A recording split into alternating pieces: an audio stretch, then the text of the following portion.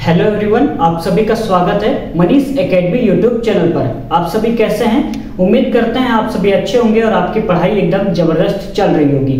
तो आज की इस क्लास में हमें पढ़ने वाले हैं पास्ट कंटीन्यूअस टेंस के बारे में। इसको हम देखेंगे कि एक्टिव से पैसिव कैसे बनाया जाता है। इसके पिछले वाले क्लास में मैंने आपको प्रेजेंट कंटीन्यूअस टेंस के बारे में पढ़ाया था, जिसको मैंने अलग अलग कराया था। अफर्मेटिव के अलग वीडियो बनाया था, जिसमें इंट्रोगेटिव के अलग और निगेटिव के अलग आपको लेक्चर दिया गया था।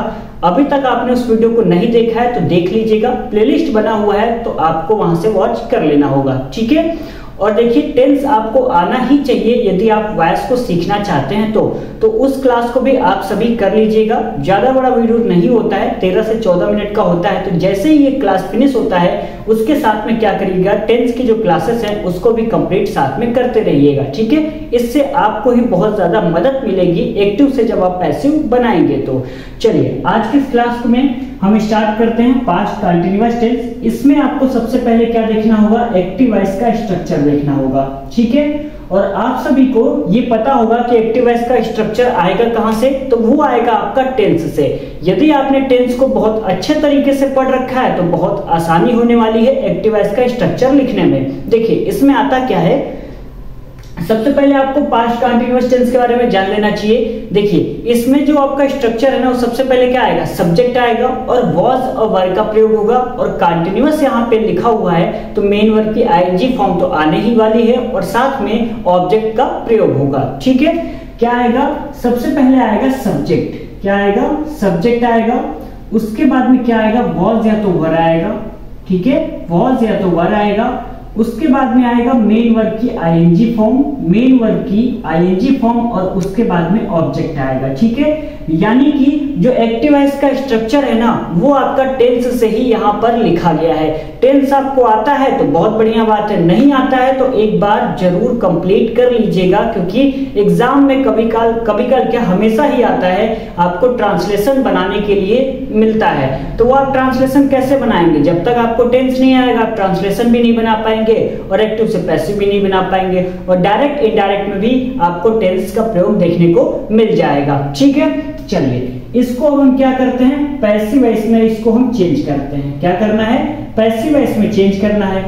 तो मैंने आपको बता रखा है क्या करते हैं, ऑब्जेक्ट को पहले लिखते हैं। क्या करते हैं, ऑब्जेक्ट को यहाँ पर पहले लिखते हैं। तो ऑब्जेक्ट हमने पहले लिख दिया। और मैंने आपको बता रखा है कि यदि आपका एक्टिव वॉइस क्या है, पास्ट कंटीन्यूअस टेंस में है, तो पैसिव वॉइस बनाते समय किसका प्रयोग करेंगे, तो वॉज बीइंग और वर बीइंग का प्रयोग करेंगे। तो यहां पर क्या लिखेंगे, वॉज, यहां पर वॉज बीइंग या तो वर बीइंग का प्रयोग करेंगे, ठीक है, वर बीइंग का प्रयोग करेंगे। उसके बाद में वर्ब की तीसरी फॉर्म लगाएंगे, प्लस में बाई करेंगे, और क्या करेंगे, और करेंगे यहां पे सब्जेक्ट का प्रयोग करेंगे। क्लियर यहां तक समझ में आया आपको?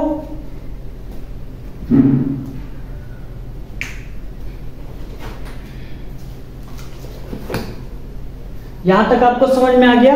कुछ भी नहीं करना है, जो आपका एक्टिव वॉइस का स्ट्रक्चर दिया गया है उसको पैसिव वॉइस में लिखना है। तो यहां पर ऑब्जेक्ट लिखा हुआ है तो ऑब्जेक्ट को मैंने पहले कर दिया है। और आपको रूल तो पता ही है कि जब आपका एक्टिव वॉइस क्या है, पास्ट कंटीन्यूअस में रहेगा, तो हम किसका प्रयोग करेंगे, वाज बीइंग और वर बीइंग का प्रयोग करेंगे जब हम पैसिव वॉइस में चेंज करेंगे, ठीक है। उसके बाद में वर्ब की तीसरी फॉर्म लगाएंगे, फिर बाय लगाएंगे, और बाद में क्या करेंगे, सब्जेक्ट को लिख देंगे। ये सारी बातें मैंने बेसिक क्लास में आपको बताया था कि जब आपका प्रेजेंट कंटीन्यूअस टेंस में क्या एक्टिव वॉइस दिया हुआ है तो पैसिव वॉइस चेंज करते समय किसका प्रयोग करेंगे। और मैंने क्लास भी करा दिया है, सारे एक्टिव से पैसिव मैंने सिखा भी दिया है, तो आप वीडियो को वॉच कर लीजिएगा। इसका एग्जांपल हम देख लेते हैं, क्या एग्जांपल हो सकता है। एग्जांपल की बात करें तो लिख लेते हैं, ही was doing the work, he was doing the work. ये आपका एग्जाम्पल दिया गया है। इसको हमें बनाना कैसे है, पैसिव वॉइस में। क्या करना है, पैसिव वॉइस में इसको हम चेंज कैसे करेंगे, तो बहुत ही इजी है। क्या करिए कि जो पैसिव वॉइस का स्ट्रक्चर लिखा गया है उसी को आपको देखना है, कुछ भी एक्स्ट्रा आपको ध्यान रखने की जरूरत नहीं है। पैसिव वॉइस का स्ट्रक्चर देखिए, सबसे पहले क्या लिखा है, ऑब्जेक्ट लिखा हुआ है ना, तो आप क्या करिए, एक्टिव वॉइस में सर्च करिए कि ऑब्जेक्ट क्या है। और सभी स्टूडेंट को पता होगा कि ऑब्जेक्ट आपका द वर्क है। तो जी सर, हम क्या करते हैं, सबसे पहले यहाँ पे लिख लेते हैं द वर्क। ठीक है, कोई दिक्कत यहाँ तक? किसी को दिक्कत नहीं होनी चाहिए। उसके बाद में लिखा हुआ है वॉज बीइंग, या तो वर बीइंग का प्रयोग करें, या तो हम इसको ऐसे लिख लेते हैं। ठीक है, इसको हम थोड़ा सा और दूसरे तरीके से लिख सकते हैं। कैसे लिख सकते हैं? वॉज या तो वर रहेगा ही रहेगा और साथ में हम बीइंग लिख देते हैं, यानी बात वही है, वॉज बीइंग कर लें या तो वर बीइंग कर लें, तो बात एक ही मैंने लिखा हुआ है। ठीक है, अब हमको ये देखना है कि द वर्ग के साथ वॉज का प्रयोग करेंगे या वर का प्रयोग करेंगे। तो आप सभी को पता है किसका प्रयोग करेंगे? वॉज का प्रयोग करेंगे, तो वॉज लगा लेते हैं। उसके बाद में यहाँ पे बीइंग लिखा है तो हम क्या करेंगे? बीइंग का प्रयोग करते हैं। उसके बाद में वर्ग की तीसरी फॉर्म यहाँ पे लिखा हुआ है तो डूइंग, यानी डू का थर्ड फॉर्म क्या होता है? डन होता है। क्या होता है? डन होता है। फिर बाई का प्रयोग करेंगे और सब्जेक्ट आपको पता है ही है, तो ही को किस में चेंज करते हैं? हिम में करते हैं। यदि आपको चेंज करना नहीं आता है तो सबसे पहले आप बेसिक क्लास को कंप्लीट कर लीजिएगा। ठीक है, चलिए दूसरा एग्जांपल देख लेते हैं क्या हो सकता है। दे वर रीडिंग द बुक। इसको क्या करेंगे? एक्टिव वॉइस में हमें इसको क्या करना है? पैसिव वॉइस में चेंज करना है। तो सबसे पहले क्या लिखेंगे? ऑब्जेक्ट का ही तो प्रयोग करेंगे ना, क्योंकि क्या है? पैसिव वॉइस में लिखा हुआ है ऑब्जेक्ट, तो ऑब्जेक्ट को हम पहले लिख लेते हैं। तो ऑब्जेक्ट हमारा क्या है? द बुक है। उसके बाद में वॉज का प्रयोग करेंगे या वर का? द बुक, यानी एक बुक की बात की जा रही है तो हम किसका प्रयोग करेंगे? वॉज का प्रयोग करेंगे। चलिए ये भी हो गया। उसके बाद में किसका प्रयोग करेंगे? बीइंग का प्रयोग करेंगे, तो हम लिख लेते हैं बीइंग। उसके बाद में वर्ग की तीसरी फॉर्म, और आपको पता है कि यहाँ पर रीडिंग लिखा हुआ है, तो रीड की थर्ड फॉर्म क्या होती है? सेकंड फॉर्म भी रीड होती है और थर्ड फॉर्म भी आपका रीड ही होता है, तो हम यहाँ पे क्या करते हैं? रीड लिख लेते हैं। उसके बाद में किसका प्रयोग करेंगे? बाय का प्रयोग करेंगे। और उसके बाद में सब्जेक्ट, और सब्जेक्ट हमारा क्या है? दे है, तो दे को हम किस में चेंज करते हैं?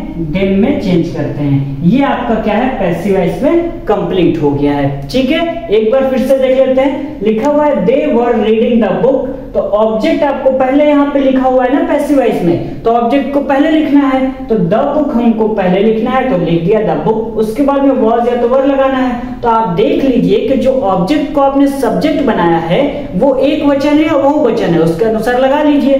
तो आपको ये पता लग गया कि जो द बुक है ना वो एक वचन है, तो हम किसका प्रयोग करेंगे? वॉज का प्रयोग कर लेते हैं। ठीक है, इसके बाद वॉज वर्ग के बाद क्या लिखा हुआ है? स्ट्रक्चर में देखिए बीइंग लिखा हुआ है, तो हमने बीइंग यहाँ पे लिख दिया। ठीक है, यानी कि बीइंग आपको लगाना ही लगाना पड़ेगा, ये रूल है, तो बीइंग लगा लिया। उसके बाद में वर्ब की तीसरी फॉर्म लिखना था, तो वर्ब आपको नजर आ रहा होगा क्या है? रीडिंग है, तो रीडिंग इसका थर्ड फॉर्म हो जाएगा रीड, और बाय लगाना है तो मैंने बाय लगा दिया। सब्जेक्ट आपको नजर आ रहा होगा कि दे है, ये कार्य कर रहा है दे, तो दे को आपको क्या करेंगे? देम में चेंज कर देंगे। ये आपका हो जाएगा कंप्लीट। ठीक है, चलिए कुछ और एग्जांपल देख लेते हैं।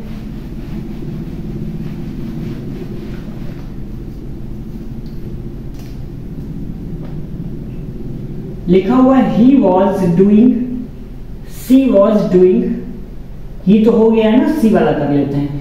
सी वॉज डूइंग सम्स, यानी कुछ जो सवाल है यानी क्वेश्चन है उसको क्या है? वह कर रही है। ठीक है, यहाँ पे लिखा हुआ है सी वॉज डूइंग सम, यानी कि एक लड़की है वो क्या कुछ जो सवालों को कर रही थी, यानी कुछ जो प्रश्न है उसको कर रही थी, इसका हिंदी हो जाएगा।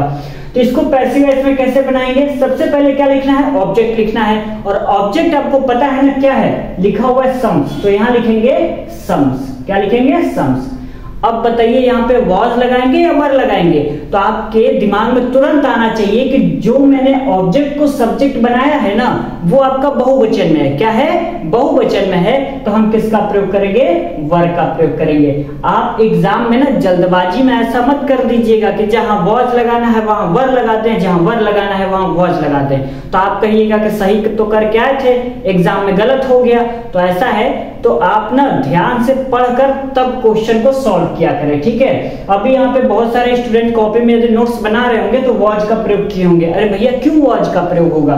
दिख रहा है ना आपको सम्स, यानी बहुत सारे सवाल है, जब बहुत सारे सवाल है तो वर का प्रयोग होगा यहाँ पे। ठीक है, चलिए यानी ये वाला भी खत्म हो गया, मैंने लिख दिया। तो किसका प्रयोग करेंगे? आप बीइंग का प्रयोग करेंगे, तो हम यहाँ पे लिख देते हैं बीइंग। ठीक है, चलिए, उसके बाद में वर्ब की तीसरी फॉर्म लगाना है, और अभी अभी हमने एक डूइंग वाला एग्जांपल करा रखा है, तो डूइंग, यहाँ पे डू का थर्ड फॉर्म क्या होगा, डन होगा। उसके बाद में किसका प्रयोग करेंगे, बाय का, और सब्जेक्ट हमारा है सी, और सी को हम क्या करेंगे, हर में चेंज कर देंगे। किस में चेंज करेंगे, हर में चेंज कर देंगे। यानी कि ये जो आपका पैसिव वॉइस था वो भी आपका कंप्लीट हो गया। उम्मीद करते हैं आपको जितने भी एग्जांपल अभी तक बताए गए हैं वो समझ में आ रहे होंगे।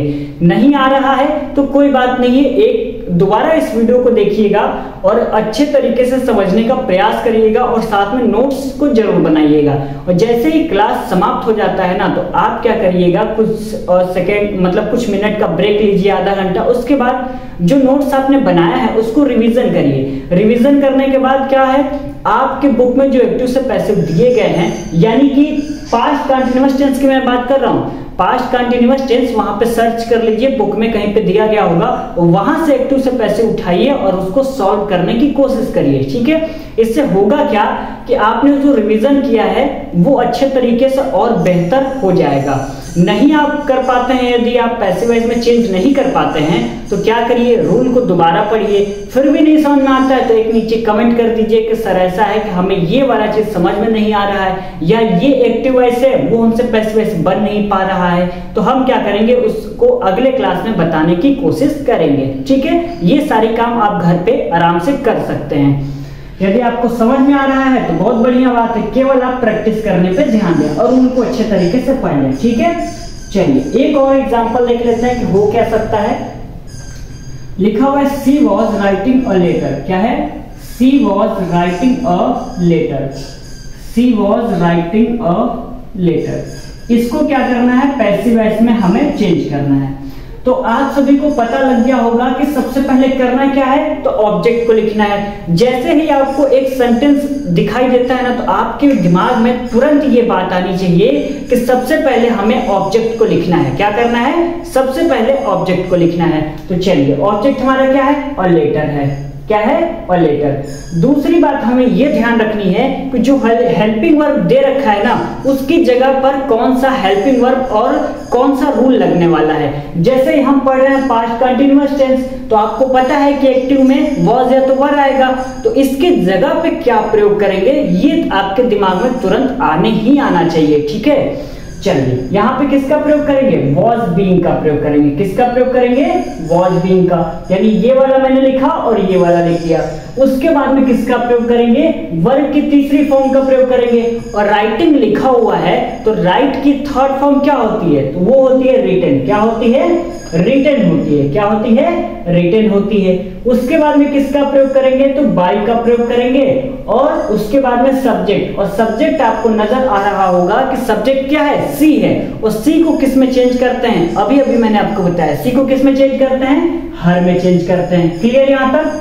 तो ये जो आपका पैसिव वॉइस था वो भी आपका क्या हो गया है, कंप्लीट हो गया है। और उम्मीद करते हैं आपको अच्छे तरीके से ये वाला समझ में आ गया होगा। ठीक है, एक और एग्जांपल देख लेते हैं।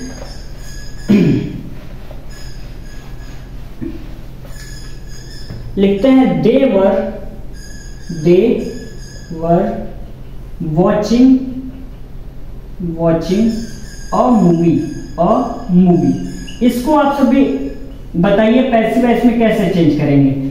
आपको पता है, क्या पता है कि ऑब्जेक्ट को पहले लिखना है, यानी कि हम दूसरे रूप में ये कह सकते हैं कि ऑब्जेक्ट को सब्जेक्ट बनाना है। तो ऑब्जेक्ट आपको क्या है, अ मूवी है, तो क्या करेंगे, अ मूवी यहाँ पे पहले लिख देंगे।